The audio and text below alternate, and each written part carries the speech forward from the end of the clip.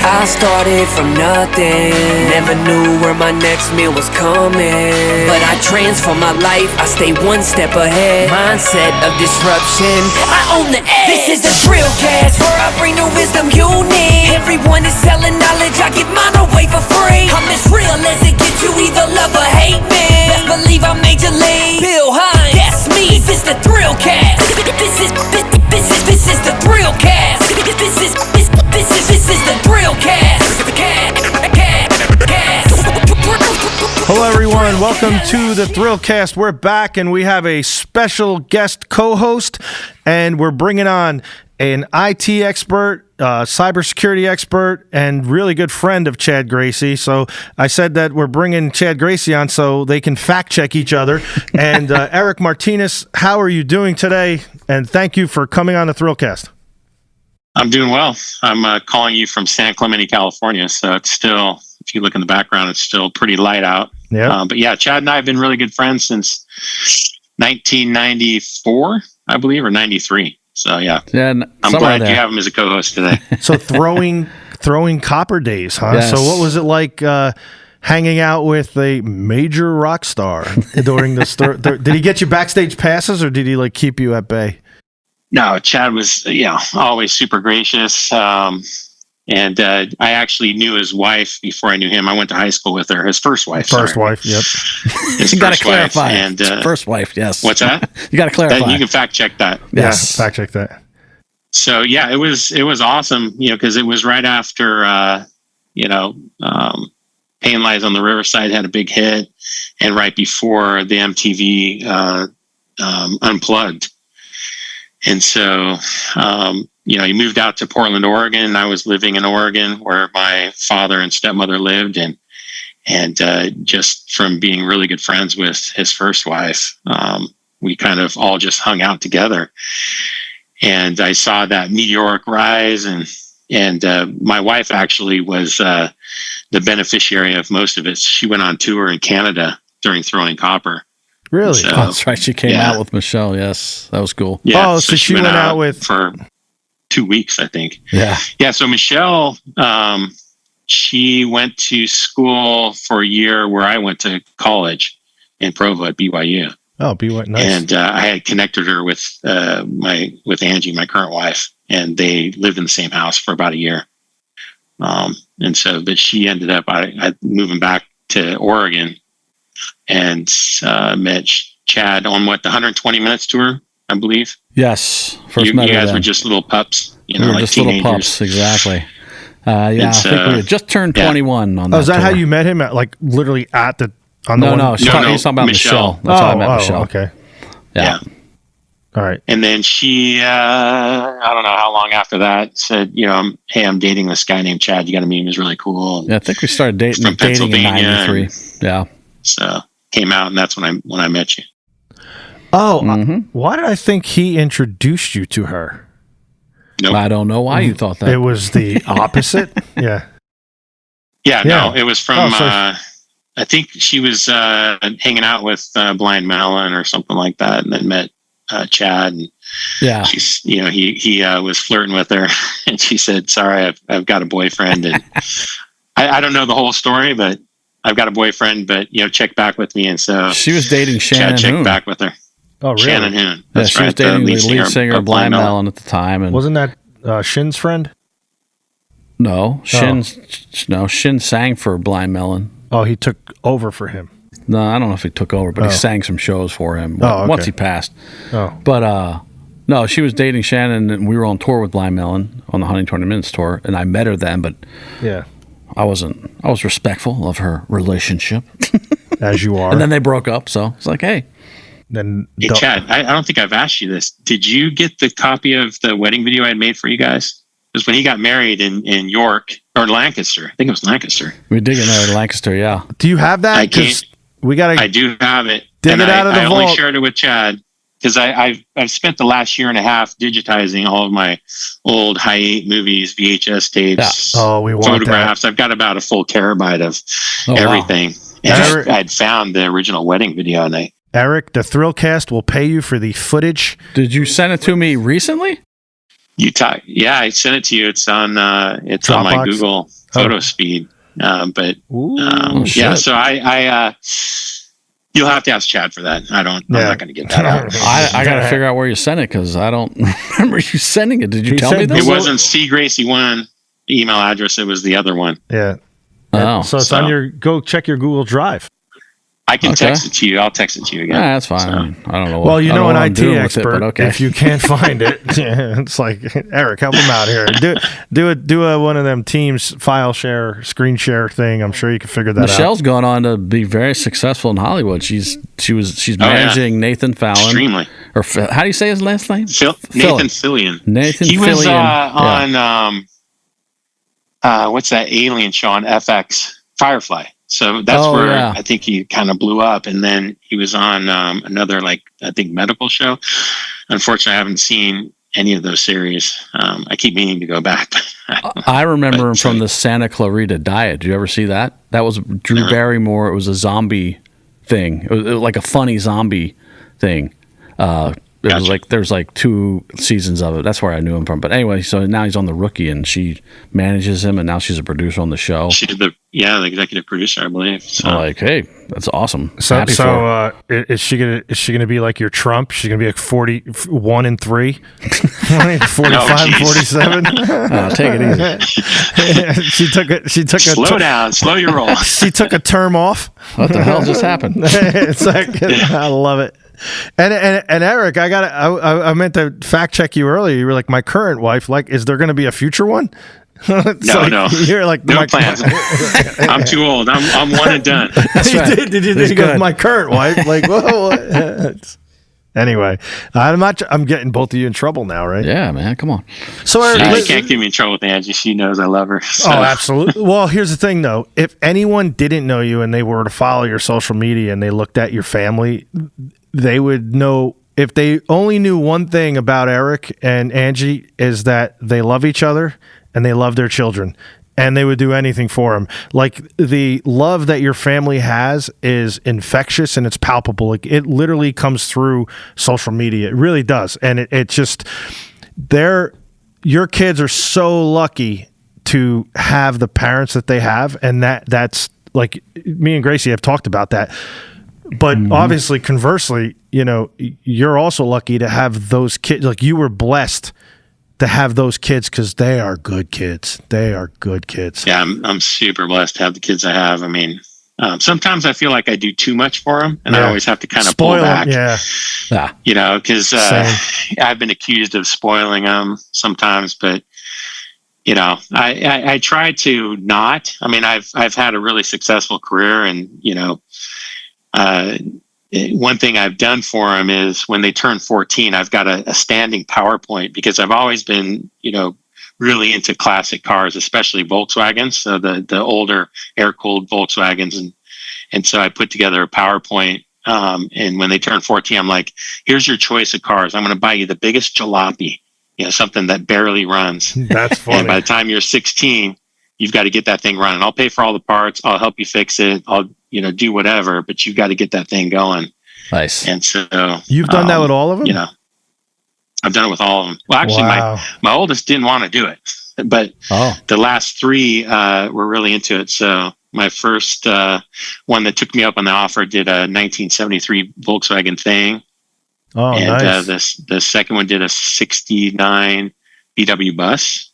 Smart. And then my last kid, who's still in high school, he kind of ventured off the Volkswagen train, and he wanted to.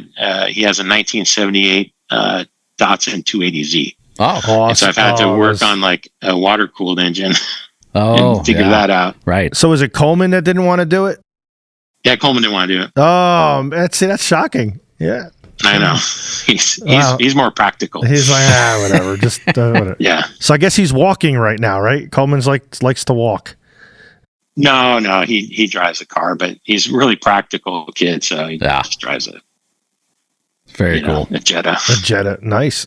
I can't believe you continued to practice after he turned you down for the first one. And you're like, I'm doing this anyway. It was good for my pocketbook, because restoring a car is not cheap. No. Hey, you told me a little bit about. I think we were looking at the microbus that one time I was at your house, and you had the whole interior stripped out, and I mean, they stripped it all the way down to like the bare metal and redoes everything. Oh, so you do all the work too? He helps. Well, with my sons, I mean, they have to do it, so I don't initiate it. I just got a new rubber kit for the Z car. Okay. And, I paid $400 for it. And it's sitting on the dining room table or the kitchen table right now. And my 16-year-old, he's a little behind. He came in, he's like, "Hey, what's that?" And I said, "Oh, that's the rubber kit to replace it for the 280. And he's like, "Well, when can we work on it?" I said, "You tell me." And so they have to initiate it. I don't go out and work out on myself. They have to come and say, "Hey, let's go work on the car together." That's cool. So I think on Sunday after church, we're going to work on it together. That's good bonding time too. Mm-hmm. So that's for all like the seals awesome. And everything, like the door seals and all. Like you need that quiet time. Now, how long do they have to keep that car before it's like they're in the running to get like another, or is that the car they have? That's the car they have, but we also have like a third car in our family that they drive on the freeways. I don't let them drive those cars except to school and around town because I have modern safety features like airbags and big bumpers and stuff like that. So. Oh, okay, yeah.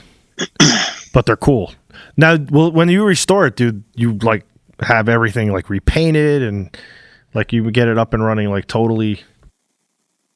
Yeah, I mean, for the most part, it's a little tougher here in California because the first car we did was in Maryland and I had a barn. Oh, so my son Tate and I built this like paint booth ourselves, and my dad worked for Sherwin-Williams Company, and so I get pretty inexpensive auto paint. Everything is expensive, and we painted that entire car ourselves, and then for the bus. That we had painted elsewhere, and then the interior we also had painted elsewhere, but everything else we did. So the engine, the stripping, the body fixes, everything else we did on our own, and then also with the 280Z. But this one I'm going to send down to Tijuana to have it painted. Oh, nice! They'll do a good job. Yeah, it's like super cheap. When I was growing up, they had this company. They had it out near you guys. It would be in like the North Star Ledger newspaper, and it was like Earl Scheib, $99 to paint your car. Literally, I was like, how does that possible? Actually, Chad Taylor got his car painted by Earl Scheib. Really? Earl Scheib. Yeah, he had I forget what his first car was called, but it was blue, baby blue, and he got it painted black. Oh. That's what we used to ride around town in. Oh, really? Yeah. A baby blue car? Well, black. Black. No, okay.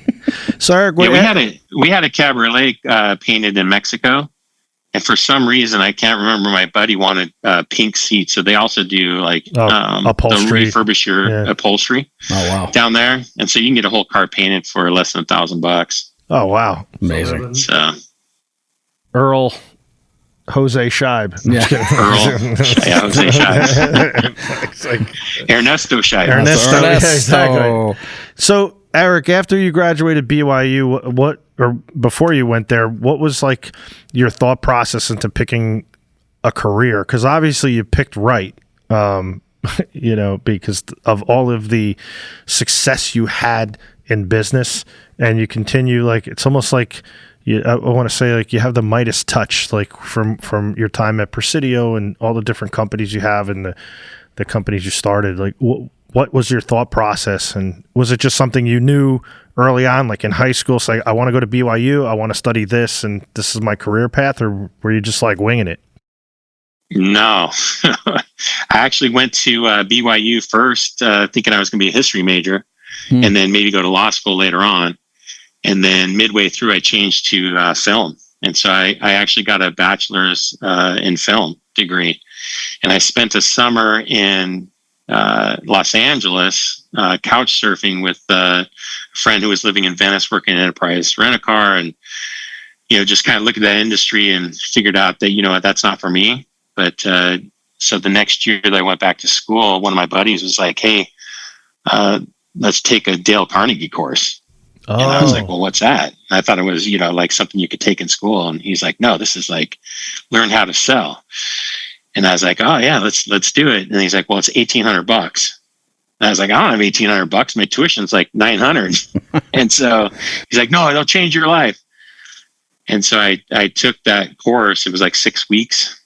And I had been, kind of selling carpet cleaning, auto parts, didn't know that I was, kind of destined for sales. And so I thought long and hard about it. When I graduated school, I got married that summer and was like, do I want to move to Los Angeles? And I made the conscious decision that, maybe I'll go back to filmmaking as a hobby. And, I graduated in 1991, moved to Oregon, because my wife and I didn't know where we wanted to live. We're like, yeah, I'm gonna go check out Oregon. That's where my dad lived.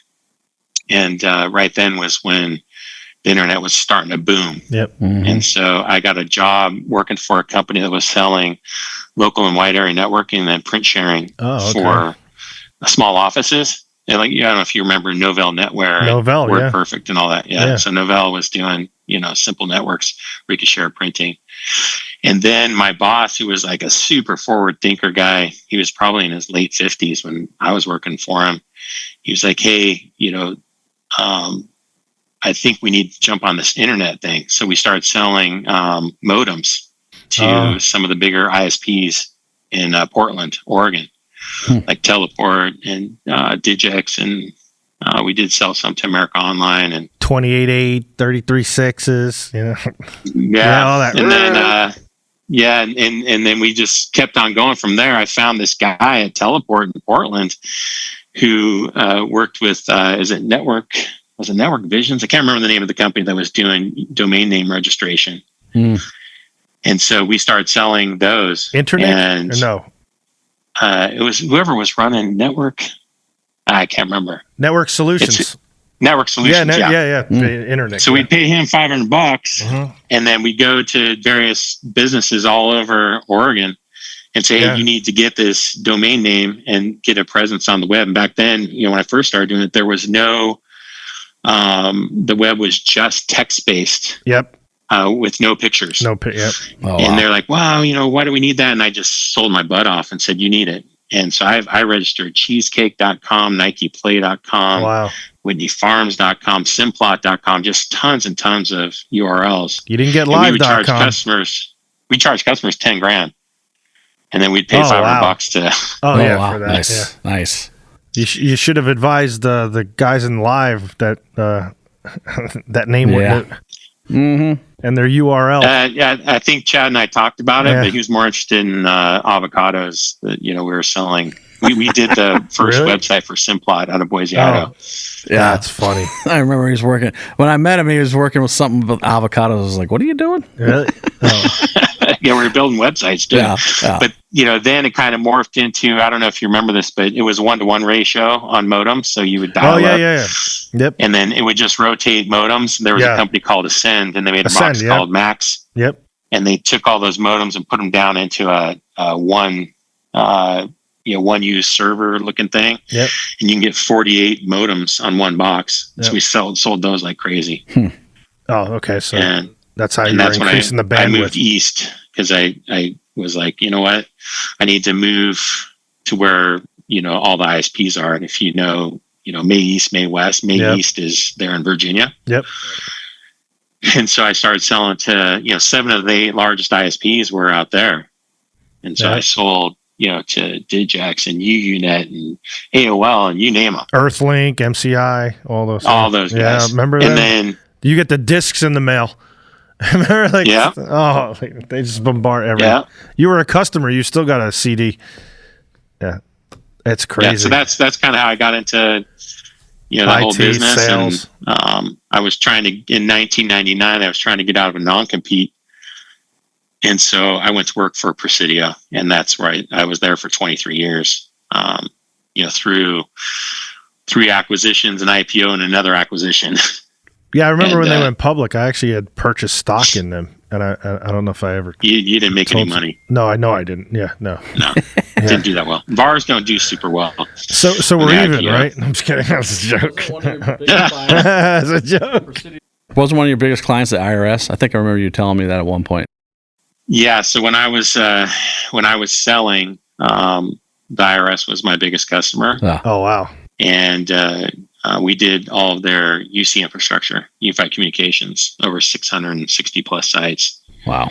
Crazy. And then I moved on and I ran public sector, and then federal for Presidio was the last kind of thing that I did for them. All right. Wow. Yep. So defense and civilian. Even when we started UFD, and too soon, PTSD. So you were actually, your company Presidio at the time was very instrumental in helping us with our IT and helping set up getting a lot of the gear for, the regen centers and the co-location centers and just even for the building in here. For just the IT infrastructure, Cisco, Meraki, all of the gear inside this building we're currently in was purchased from Presidio. So, tell us, how much commission did you make on that? I'm just kidding. Well, I didn't. It was another sales rep. No, I know. I dished off. You were in Pennsylvania, and I was federal. So you were federal. Yeah, you're like, oh, okay. I'm joking. You don't have to tell us. Just kidding. I did get actually. No, you guys actually. Yeah, exactly. Right. Yeah, we do owe you. Is it still up and running? Oh, Everything's good. Yeah, everything's good. We're actually we're probably going to have to upgrade our access points, because they're on some Cisco ones, and then we started changing them out for the Meraki ones. So I think we're just going to go to. We're gonna. Cisco bought Meraki. Meraki, so yeah, that's it. Yep. Still Cisco, family. Yep. So that's that. So maybe I'll talk to you about that. See what you recommend. Hey, you got any? Give us some ideas. Yeah. So then I know you also had ideas and had some startups as well, and take us into that. So you're juggling a family, you're juggling being married, you're juggling your 9-to-5 job, so to speak, and then you had the ideas I want to start a company here, I want to start a company there. Because tell us how you were able to juggle so many balls in the air and just okay, and then be focused enough to make these side projects, which started out as side projects, much like, hey, I got a side project with my son with the cars, to how these become successful, and where do you get that tenacity from and perseverance to okay, I can do all this at the same time? Yeah, so I'm not sure. I mean, my grandmother would tell you that I was born with track shoes on. Nice. I can't sit still, so I'm always trying to do something. That's just in my nature. But I also grew up with a single mother. She had 3 boys, and I was on welfare until I was 16. I lived in a place that was lovingly called Slater Slums in Huntington Beach. So if anyone knows where that is, that's where I grew up, on Oak Street. Oh, wow. And so I just knew, by the time I hit 16, I was still using food stamps to buy food. I was like, what? I don't ever want to be like this ever again. And so I was going to do whatever I possibly could to do that. And, I was the first in my family to graduate from college. And so as I, had the day job and was doing that and doing my best that I could, I always liked the side hustles because I do have a little bit of an entrepreneur streak in me. A little, a lot. Yeah, a lot. And so I was like, what? People would approach me. I think the most success I've ever had was with a company called Rentler.com. Yep. My brother-in-law approached me and said, hey, and he had worked at Presidio and also had his own design company that had won copper ingots and a bunch of awards. So he's been a true entrepreneur his whole life. And he was like, hey, both of us own rental properties. So what do you think about this idea? And we started bouncing off each other. And so he and I became a co-founder of Rentler.com. And then, that was probably 12 years. I funded the whole thing. And then we built that. And it was blood, sweat, and tears for 12 years. And we finally sold it to Greater Sun Ventures, GSV. Yeah. In 2021, they did a roll-up. And right now they're processing over $1 billion in rental payments. It's just basically tenant and landlord tools. And then, I had another friend of mine who, we had a wedding video company together in college. Oh, there you go. and he approached me and said, "Hey, I'm selling my wedding video or the wedding video company, and let's start something else." And so we went and we did a haunted forest together, and then that's right. We ended up building a tow truck company. So I've got a tow truck company in Provo, Utah, and if anyone still to this day, till this day, yeah. Wow. So what year did I work the haunted forest? Was it 96?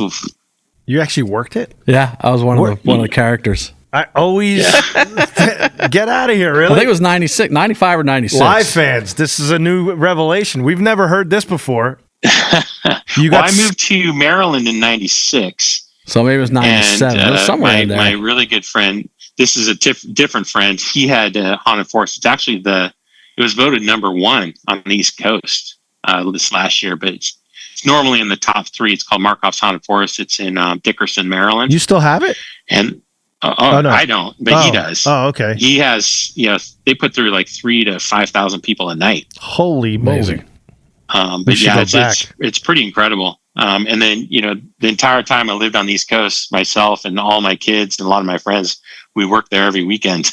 Yeah. Really? And, so Chad came out and he was one in the scare scenes. Yes. Really? Yeah, I'm trying to remember what year it was. Your single wasn't doing so well that quarter? No, No. just for fun. Yeah, he invited us out. We didn't pay him. He probably got paid in cookies or pizza. That's fine. Oh, he definitely ate. Yeah. No, he invited Michelle and I out and was like, let's go work the forest. I'm like, that Michelle sounds worked fun. with you too? I don't know if she worked, but I did. Oh. I remember. I can't remember if she did. It was probably in 97 or 98. Yeah. Because I moved out there in 96. Right. So, yeah. And in that area, you figure this area of the United States, a lot of live fans are in this area. So the Maryland. So think about it. There could have been live fans being scared by Chad Gracey and not even knowing. There was. Yeah. Not even that's funny. It's close to where Blair Witch. Remember that movie? Oh, yeah. So Dickerson's probably 45 minutes away from there. So if anyone's watching this, if you have friends or family in the Baltimore, the Maryland area, all that area, and DC area, right? All that. If you went to that haunted. The Markoff's Haunted Forest. Drop a comment on in 97 YouTube or 98. If you got I might have been working there. by Chad Gracey. What was your costume? I forget. Remember? I don't even remember. You got to recreate that. He's like, and gave him a chainsaw or something. Do you got any video from that, Eric? Like, you got the wedding Not video. from Chad being there. Damn I may have a picture or something. I don't know. Oh, we got to find that. Yeah. We got to go to the vault. Wow, that's amazing. So let me ask you a question. I want to go back to Rentler, and a lot of people, they see like apps and stuff like that, and obviously it was web based, but you also had an app as well, right? That was tied to it. We didn't do an app until later on. We started out web based because we had approached a company in Utah that's called KSL.com. Mm-hmm. And KSL is pretty unique. They're like the Craigslist for Utah. So if anyone wants to buy something classified section, it was KSL. So we approached them and said, "Hey, your back end rental section is terrible, and why don't you have us build your back end? We'll integrate it into our what we're building." So you white labeled their they went for it, and so we were. Forever, probably like 10 years, it would be KSL.com powered by Rentler. Oh. And so we ended up, getting, tons and tons of customers. And then after, we had to pay them, obviously, a cut for everything. But after our contract was over, they ditched us and stole your idea.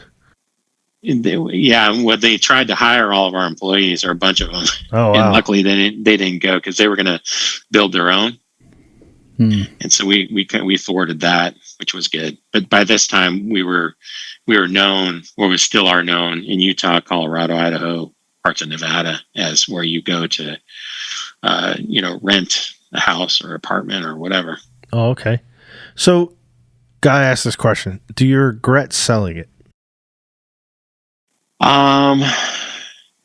No, I think at the time it was a good idea. We'll leave it at that. And that's, so a lot of entrepreneurs either hang on too long to their baby. They don't know when to exit, I think me and Chad are guilty of that in some instances in certain companies, or not hold on to it long enough. So what, like, is it a feeling you got? Is it just like, and I know you're a very spiritual person. So, like, what led you to that decision to say, this is the right decision for me at this time, and be able to walk away and not look back and be at peace with that? Because a lot of entrepreneurs and people starting out, they just don't know, and they second guess themselves. And I think that hurts them going forward in their new project or new business, or if they say, okay, I'm done with the entrepreneurial life, I'm just going to get a 9-to-5 job. And that's always in the back of their head.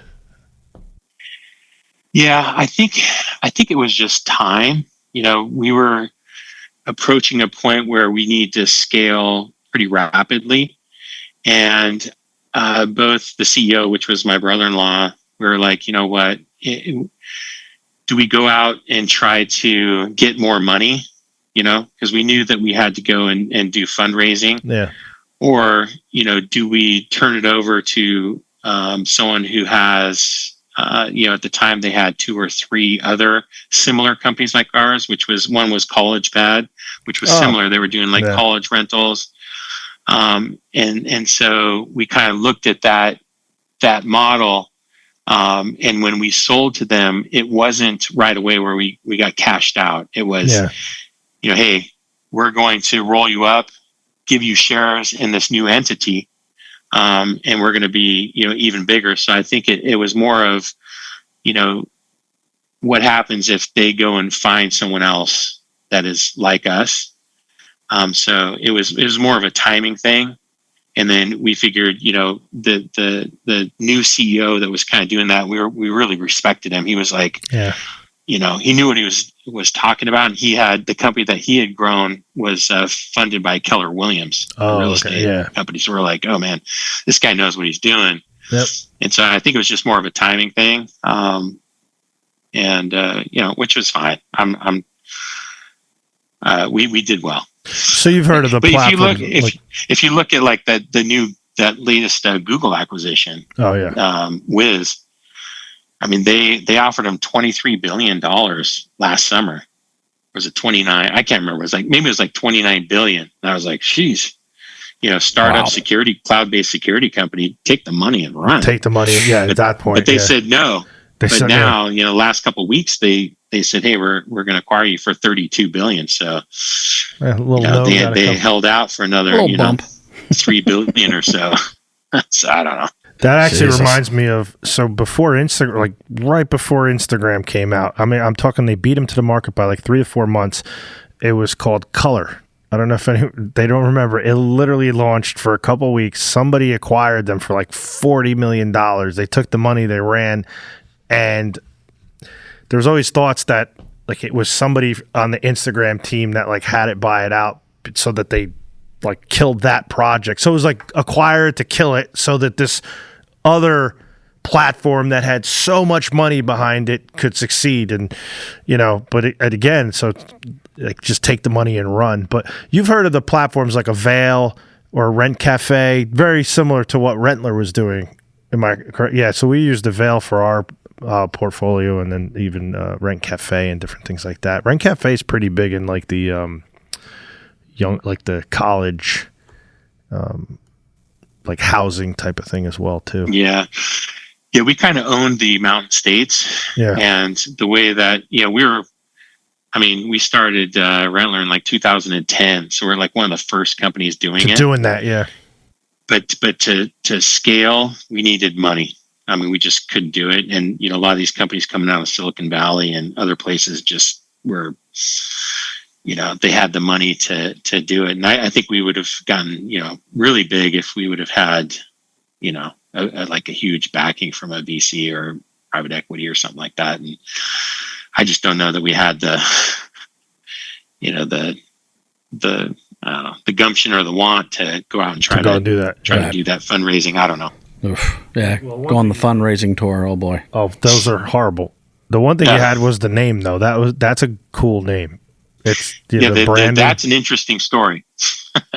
Oh yeah. So the guy who owned Rentler.com his name was Rick Rentler. That was his real name. Oh, shit. And so I had emailed the, info or something at Rentler.com because it was just parked at GoDaddy or somewhere. And I emailed no response because that's the name we wanted to use. And as we were, starting the company up, no response. I emailed again. I tried to find, through Whois, contact info, nothing. And so finally, after, 4 or 5 reach outs, he wrote in all caps, "This is my family name. It will never be for sale. Quit emailing me." And I was like, oh, okay. Oh boy. And so we kept on, building the back end and our dream. And Jason came to me. He's like, "Hey, reach out to Rick Rentler again, see if he wants to sell. Otherwise, we're going to change the name." And so I did. I reached out to him. I said, "Hey, Rick, it's me again. We're about ready to launch Rentler.com, or what we thought was Rentler.com. We're either going to change the name, or if you want to sell it to us, we're interested." And so nothing back. And about a week and a half later, I get an email from him, and he says, "Hey, what were you thinking about if I were to sell this?" And I said, "Well, we would, because he had said in the email, this is my family." And, like say his wife, his name is Jill. And, so everyone had email addresses, Jill at Rentler.com, Grandma at Rentler.com, and the entire family. Oh, really? And I said, "We'll host your email addresses in perpetuity, forever." And he's like, "Yeah, I don't want that. I want money. How much are you going to pay me?" And I said, "Well, I don't know. What are you asking?" And he said, he just came back. It was like $15,000. No, I'm thinking 15 grand. And then he says, I would do an escrow, and here's how you would do it. And so I was just like, all right. So we bought it for 15 grand. 15 grand. Wow. That's actually not a bad price for a domain for that name. That's actually a good price. So at the time, we would have to change everything. Yeah. We got UFD for 86 grand. So, and actually, it was a Jason that helped us get that too. I don't know if it's the same Jason, but no, it's different Jason. That was Andy's friend. Oh yeah, but me and that guy Jason, Andy's friend, worked with. We were back and forth negotiating for UFD.com, and we got that. So yeah, those 3-letter acronyms are pricey. Very pricey, yeah. Mm-hmm. So, but yeah, we were super fortunate to get it at the time. I honestly didn't think we were going to get it. Yeah, after you bought it, you'd have been like, "I thought you weren't selling this ever again." I thought you were going to say a much bigger number that he wanted, like 15 grand. No, 15 grand. Especially if he ignored you all those times and it's like, "This is my family's name." I thought it'd be like 50 grand or something. But no, good. And he was, he wasn't any slouch. He worked for Verizon in IT. So yeah.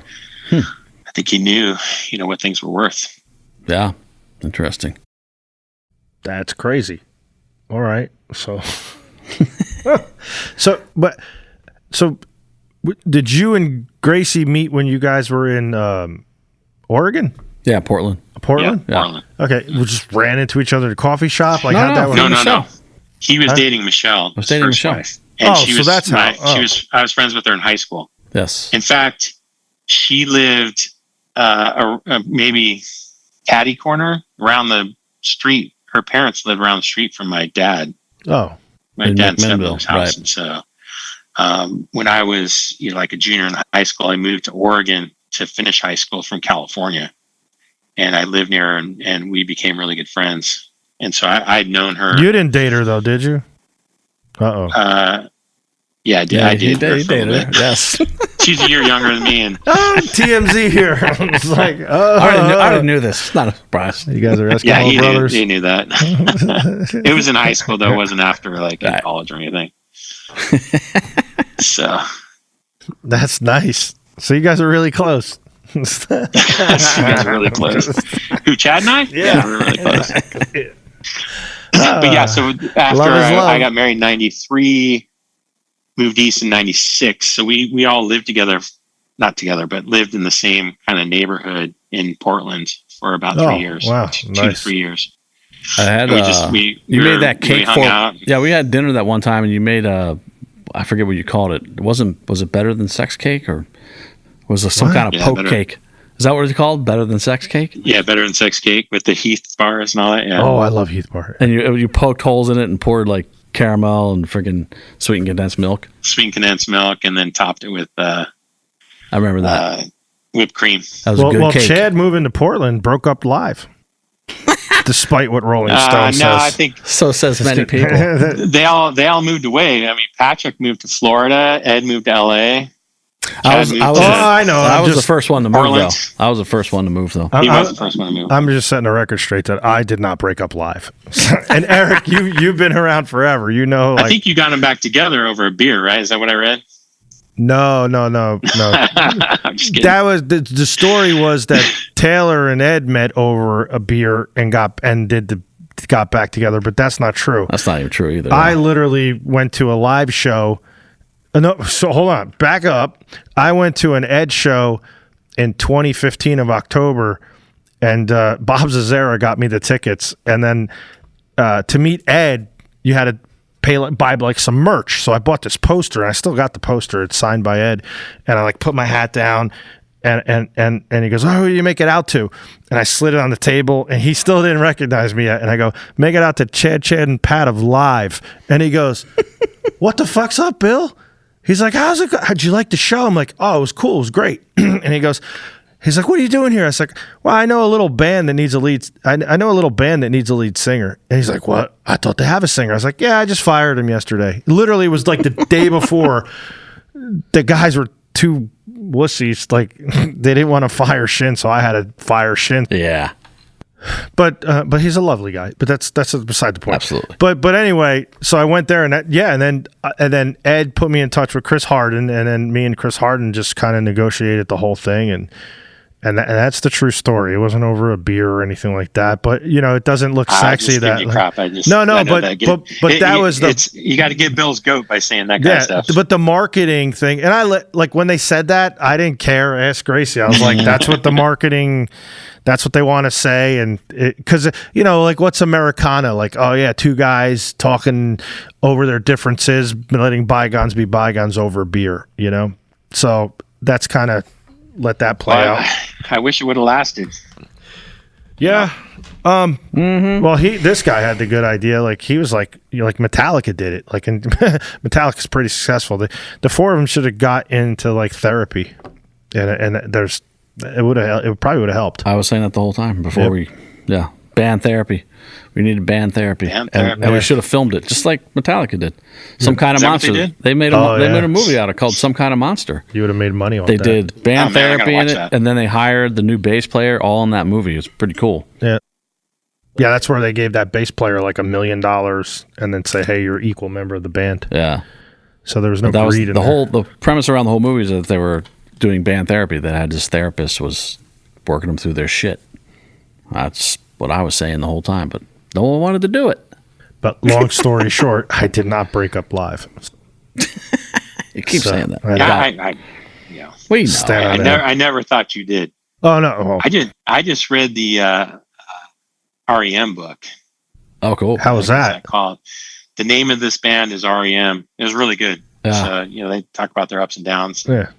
Didn't they just play a show where all four members played? Michael Stipe, right? Yeah. Yeah, Michael Stipe. But they just did a show. The last real show that they did was when I saw you at the Tibetan Freedom Festival. Yeah, but I think they just did. They were doing like some kind of fundraiser or something. It was like a birthday fundraiser type thing. Yeah, in Athens. That wasn't like a real show. No, but all four members were on stage together, including the drummer Bill Berry. First in a long time. Yeah, so that's cool. Yeah, Eric has good stories from the Tibetan Freedom concert he came to. Oh, he went DC. there? Yeah, we played in DC. He came there. That's when Michelle and Chad were still together. Yeah. And run it back. Well, she went. What's that? Run it back. Michelle knew I had a kind of crush on Natalie Portman, and she went and found her and like brought her over and introduced me to her. Three-way. Like, hey. Yeah, I wish. So Chad and Michelle got my wife and I tickets in a suite at RFK Stadium. And nice. I go walking in there, and there's Natalie Portman and her boyfriend sitting there. And I was like, holy cow, that's Padmai. That's right. So Did you put her in there? Or no, you didn't? I don't know how. No, I didn't set it up, no. I think Michelle set it up. Oh. But that was the year that lightning actually crashed in the stadium. That's right. And someone got hurt. Mm-hmm. And lightning I crashed. think Ed or you or all of you went and visited that person. Yeah, we did. 6 people that got hurt. Oh, really? Yeah. Yeah. That's another story. And they ended up, it was a massive lightning thunderstorm, and they made everyone leave and go out into the, the concrete roundabout ways. And so they stopped the concert. And so we decided, hey, let's go and to the catering, where the food was, because it was under shelter, the concrete overheads. And so we go there, and I think, all the big names were there. REM, saw Dave Matthews, and I was like, holy crap, I'm eating lunch where Dave Matthews is. And so we get our food and we go sit down at this little picnic bench. And my wife and I are sitting there and eating some chicken. Flea comes down, sits across from my wife. And I was like, holy crap, there's Flea.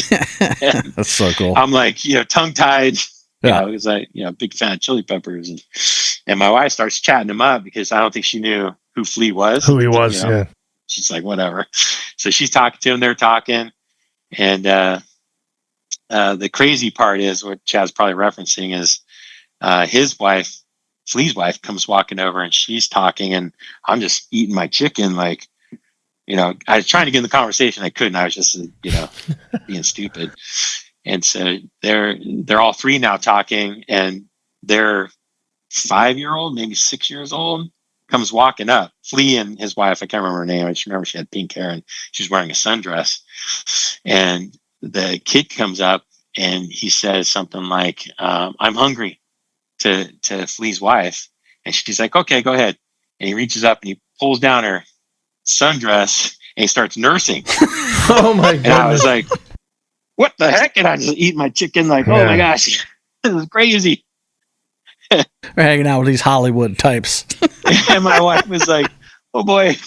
You're like going to get shot by milk. Oh my god. Like, wham. That's so crazy. Oh That's my a goodness. hilarious story. So funny. Never seen anything like it. Never seen anything like it since. So you've seen Crazy. Flea's wife's boob.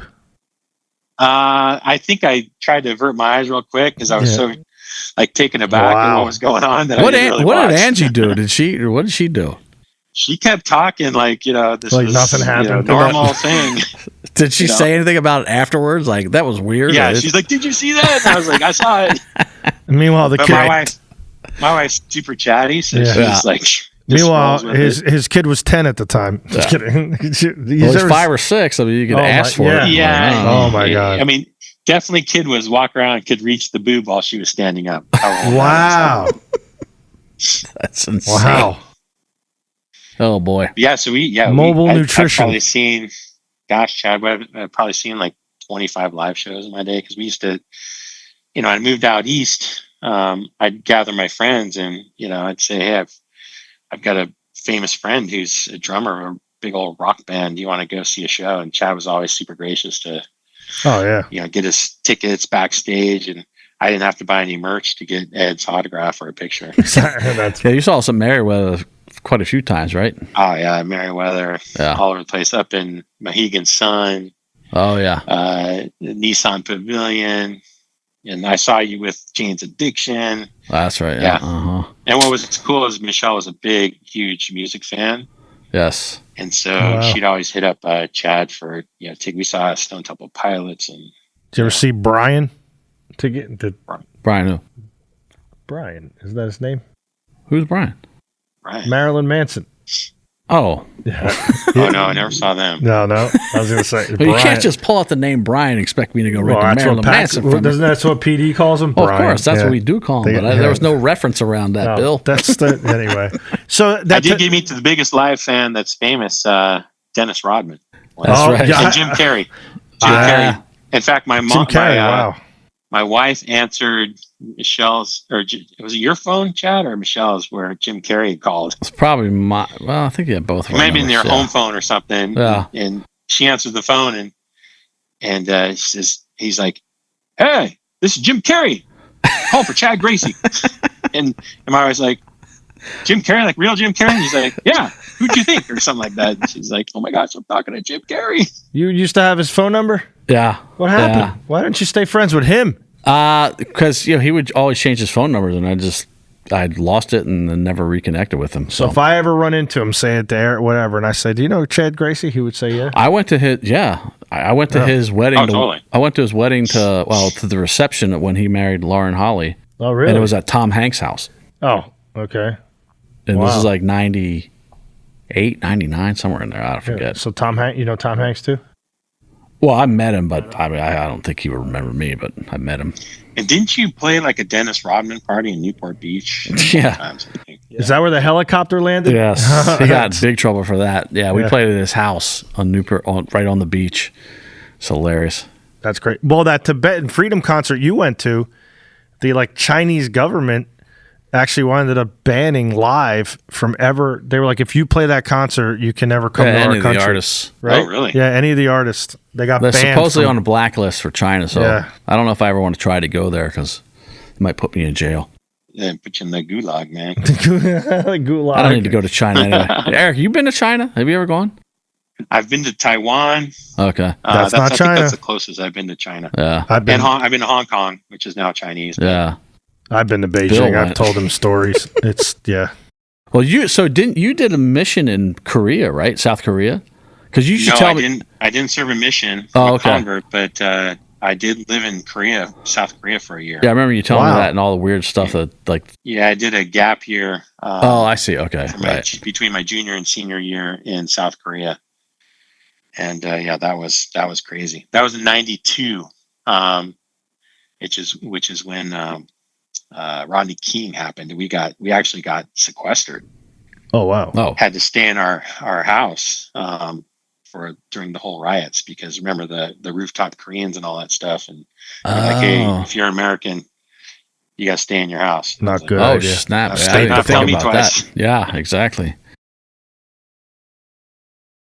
I worked teaching English, and then I ended up working at a nightclub for the last 6 months I was there. Well, that's different. It's like Yeah. a nightclub. I remember just telling me Yeah. about the weird food and stuff and the barley water you would have to drink and right? You had to drink warm barley water with your meals. Yeah, that was like a common thing. So it's kimchi and then, warm barley water. But I ended up loving, Korean food's one of my favorites, Yeah. but I did eat the most disgusting stuff when I was there. I think the grossest was they would make a soup, had it's just like a broth. And then they would take cow's blood in a pitcher and pour it in, and it would coagulate. Oof. And put some veggies in there, and then you're eating blood ball soup. What do you think about that, Bill? Hated it. What do you think I think of that? That was, I'd be on the next flight home. My 11-year-olds have a more sophisticated palate than Bill, so. Yeah. We went to a hibachi place with Phoenix and, all his kids. And then Phoenix is next to me, and we got the menu and the He was waitress. probably 10. I'm 10 just at the time. this is 10 or 11. 10 or 11. And I'm like, I'll just get the filet, fried rice, do the whole thing, right?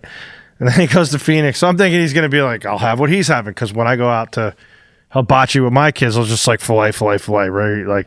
He's like, yeah, I'm going to start with the unagi. And I'm like, what's unagi? and the lady was Asian. She's like, what? She was even shocked. And then he starts ordering All the sushi. all this sushi that's what are you doing? And he's like, yeah, that's freaking funny. Yeah, as long as I've known Chad, he's eaten the most. I don't know. Yeah. I don't He like hates seafood at fish. all. Yeah. He loves to fish, So, but he hates fish. Yeah. He will not eat fish. Oh, I really? love to fish. Yes. Yeah, love to Oh, fish, wow. but I don't eat it. I throw it back. Like Scott. That's what Scott does. So yeah, he was always But, yeah. disgusted by my sushi intake. Now, did you ever Yeah, Did you ever do any missions, Eric? No. Oh no. My Okay. oldest went to Argentina. Yeah, I remember that. Yeah. Yeah. And how So, long did he go for? Was that a year? Well, he was there for it. Missions usually 24 months, but he was there for 23 because Oh wow. towards the end, was COVID. COVID. Yeah. Oh, And so he had to stay in his apartment. He was in That was Coleman, right? mhm. Coleman, Yeah. and so he had to stay in his apartment for 2 months, and then Oh my finally, God. he's got a crazy story. They finally said, "Okay, we're gonna get all the missionaries home, Okay. but you need to get to Buenos Aires, and he was in Cordoba, which is way north in Argentina. Yeah. And so at the time you couldn't cross like municipalities. And so he gathered up like 5 missionaries and said, we're leaving. And none of them had cash on him. And he had cash. He'd been, kind of stashing cash. And so they got all their stuff one night and headed in a taxi, and they had to go through, they would just drop them off in the middle of nowhere and say, I can't go any further. That's against the law to travel across this border. Jesus. And so he ended up, total travel time was probably 40 hours. Holy moly.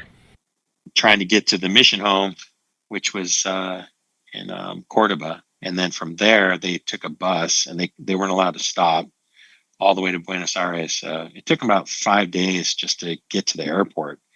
Damn. And the church had basically sent down multiple Delta planes all over the world. They had to bring back 60,000 missionaries. So they would fly them down there empty, fill them up, and send them back to the States. And so he hopped on a plane and got back. And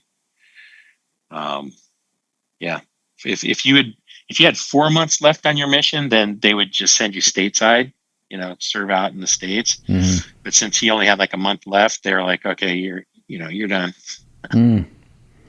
I never even heard that stat. They had to return 60,000 missionaries from all over the world. That's amazing. Well, I mean, there was a total of 60,000 if you include the United States. I would say worldwide there may have been 35,000. So that's a lot of people. Yeah, they recalled Wow. all of them. And some are, like his companion was from Chile at the time. So that missionary just went back to Chile. Right. And then some like Peru, they wouldn't accept people. So some of them had to stay in the mission. It was just, debacle. Crazy time. That's nuts. Well, how's it as a parent to like send your son off to do something like that, knowing like, I'm not going to see my son for 2 years. And I'm sure your wife wasn't like, it was, okay, you're happy kind of that they're going out to make a difference in the world, but then you're also sad, like, okay, this is one of our babies, like going out into the world and the unknown. Yeah, it's super tough. And it was a lot harder, call it 5 years ago. Yeah. Because, 3-5 years ago, you could only write letters. And then you could send email once a week. So on their P Day, which is kind of their, the day that they can have like a free day, which is usually Mondays, they could have sent out an email. But halfway through his mission, the church came out and said, you can now call home 1 day a week. And so that was really good. Finally we could talk to him, but it's tough, especially if you're sending a kid to a foreign mission, you're going to like a third world country. Luckily, my son, he only had to shower in a bucket and do his laundry in a bucket in one area. But, there's some that go to Ghana or Togo or some of these other countries where, they basically are living, third world life. And, the way I look at it is, I think, doing service is big for youth. And I looked at it as, they're not only proselyting, but they're serving other people. And I've always said that after I went for a year in Korea, I may have left, a little bit of, America is not the greatest place. But after being in a foreign country for a year, I kissed the ground when I got back. I think, these kids who especially go foreign, they have a newfound appreciation for living or being an American citizen. Wow. And so even if you're not gone for like a year, if you're, a young person, but go live in a foreign land anywhere. I don't care where it is for 3, 6, 9, 12 months. You're going to relish being an American. That's where I was. So yeah, it's hard to let them go, but at the same time, that they're going to grow up and learn a lot of new things. I mean, he learned Spanish. Speaks Spanish fluently. That's amazing. When you go, even if you're in the stateside, like I have a friend who went to the Native American reservation in Arizona, and he lived with no heat. I think he had running water, no electricity. Wow. And this kid came from a very well-to-do family. So he was living That's a good like Christ adjustment. lives, and it was, Wow. he learned a lot. A lot of humility. Do you know how does the church select who goes where? It's like, how does that work? So you basically go and talk to the bishop, which is your ecclesiastical leader in your geography. So it's called a ward. And there's paperwork that you fill out. And the bishop will write a little bit about you. You also write about yourself. And you have a picture, and there's kind of whatever, and then that goes to your stake president, who's the overall leader of maybe 7 wards, and then you have interview, he talks to you, and the papers are sent off to Salt Lake City, and you have zero choice in where you go. It's all, so they select somehow. The first presidency is what they call it. The leaders of the church, they make the decision on where people go, and I always hope it's by inspiration. Wherever you're sent, they say that's where you're supposed to be. Right. Even if it's Boise, Idaho. Right. Is there a certain time of year that happens? Like it doesn't happen. No, it's rolling. Oh, it's rolling. Okay. And it used to be where if you got sent to Tokyo, your parents or whoever, you're paying like $2,500, $3,000 a month for your mission. But what they did is they flattened it all out to where everybody, no matter where you go, your family or you, if you save the money, pays $400 a month for a mission. Oh, wow. And so you're given, your rent's paid for there, and then you get a stipend amount for food. And the one good thing that the church changed in the last few years is, there was a lot of youth. Well, they changed the age. So it used to be 19 for young men. Now it's 18. But there was a lot of young men that may have had either a handicap, or I have a friend whose child has cystic fibrosis, or they might have autism, or, something, Asperger's, whatever. Or they just didn't feel like they could serve a full-time proselyting mission. So now they have full-time service missions. And so, because what would happen is there was a lot of young men, young women that wanted to go and serve, but they just couldn't do the proselyting portion of it, but they could serve. And so a really good friend of mine's son, and you kind of, when you go on a service mission, you sometimes will live at home while you're serving, or you can kind of, depending on where you're at, you can chart what you're going to do. So a good friend of mine's son was in a horrible car accident in Utah, and he got a TBI his senior year in high school, and he had put his papers in. And they decided with his parents, he's like, look, I don't think I can do it. And so they're like, okay, we're going to send you on a service mission. And he he worked at a ranch, serving for like cattle that were and he loved it. So his main job was going out in a truck in the winter. If a calf was born or something, he would get that calf and throw it in the back of this truck and take it back and get it warmed up. And so he did that. He also did videos like for some organizations. Oh, so, marketing videos, yeah. Yeah, I think it's akin to like the Peace Corps. Oh, okay. Yeah. So my sister was in the Peace Corps, and she was down in Costa Rica, and that's what they do is they figure out, here's how I'm going to serve. And she ended up helping gosh, I can't remember what organization it was. It might have been, I don't know, it was microloans for beekeeping. And then she also helped like spay and neuter animals. Oh, wow. She taught Excel classes to women that wanted to learn Microsoft Excel. And so I think that's it's modeled after maybe the Peace Corps, where you go out and serve for a period of time. Now, could your son, like let's just say he woke up one day and was like, Dad, I just don't want to go. Could he like decline it, or it's like you got to go type of thing? Yeah, no, you don't have to go. Oh, okay. So I have 3 other boys. Yeah. My second oldest and my third oldest decided not to go on missions, and I think the The second one was, it was right in the middle of COVID. He had put his papers in, right, and he put his papers in. They said, "Okay, we're not sending out missionaries right now, and so you'll have to wait." So he just went back to school, and then I probably shouldn't say this, but and then he when COVID was kind of lifted, they said, "Okay, let's get your mission back going." And he's like, "Okay," and he started doing the whatever, and they said, "Okay, you got to get vaccinated for COVID." And he was like, "I'm not doing that." And they're like, "Well, you're not going on a mission."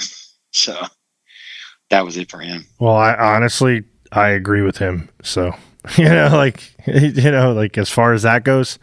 So I think your son took a stand for the right direction, and you got to for that. I think you have to commend him for that, So. Oh yeah. There's no pressure, in my family. That's awesome. I do, there is a cultural thing, like you have to go on a mission, but I've always told my kids and my wife, I'm like, look, I don't want one of my children out there going for me. I want them going for themselves, and that they have a testimony of Jesus Christ. Like, yes, right. If they're going to proselyte and talk about Christ and bringing people to serve and potentially join the church or whatever, I don't want them going and saying my dad's making me go or my parents are making me go. I want them to go because they want to be there, and they're doing it for all the right reasons. And so that's always been my kind of motto. Because once they get out there, they might get resentful or like, "Oh yeah, my dad forced me to go," and I was like, "No, I didn't force you." I'm sure that happens a lot, right? I would imagine that probably happens. Yeah, unfortunately, there is a lot of that goes on because there is a stigma attached to people who don't go on missions. Later on in life, it's not as bad as it used to be when I was younger, but there's a stigma to it. Well, your kids are raised strong, so I think they'll be fine. So. Yeah, my kids are fine. So I don't know about my fourth kid. He's still a junior in high school, so we'll see what happens he wants there. To do. But I'm fine either way. Just like the military, you want to go to the military? That's fine. This one's talking about going to trade school, and I'm like, yeah, you should go to trade school. Those guys are making some really good money. They'll spend very little on school and make a lot of money coming right out, into a trade. Absolutely. So I've just never been kind of pressured that way to my kids. Well, thanks for coming on, but I have one last question before we let you go. And being an entrepreneur, being that you've had success, what advice would you give to someone starting out, like the young go-getter, man or woman coming out of high school, or like maybe they're in their, sophomore, junior year, looking for a college to go to or what to do with their life, whether, like you said, go on a mission or go venturing out in this world and career choice. It's just like not advice to say, oh, pick the real estate industry or pick IT, but just in general about, what they can do to become successful in whatever career field that they choose, because you obviously have that, and what that is, maybe you can define it. Yeah, I've been asked that question a lot. I think it's motivation. Like, what are you motivated by? I mean, I was always motivated by making money, and I think that had a lot to do with that's honest. Growing up poor, and never wanted to. I still have those issues where I'm always worried, like I'm going to lose all my money, which there's no way. But I still am always worried. Sure, it's in the back of my head. I think it's a mental issue, and I probably need to go and get some therapy over it. Yeah, therapy with live. It's not good. Yeah. But I my advice is I do interview or I have interviewed a lot of young people coming out of college. Yeah. And what I've seen is a lot of them are they have I don't know if they've got the desire, but they're not willing to put the work in. They want to immediately, hey, I need to make 150 grand, 200 grand a year. And like, well, you need to learn the industry. And Right. Slow down, and I wouldn't call it pay your dues, but if this is truly what you're interested in, then I think you need to start out and learn all about it, and then do whatever you can to try to get yourself to the next level.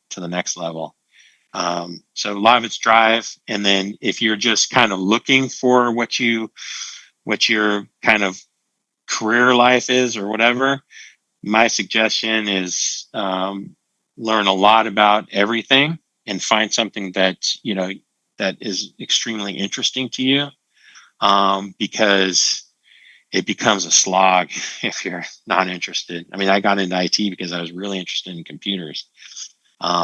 And I tried everything. I mean, I was selling auto parts. I was selling carpet cleaning.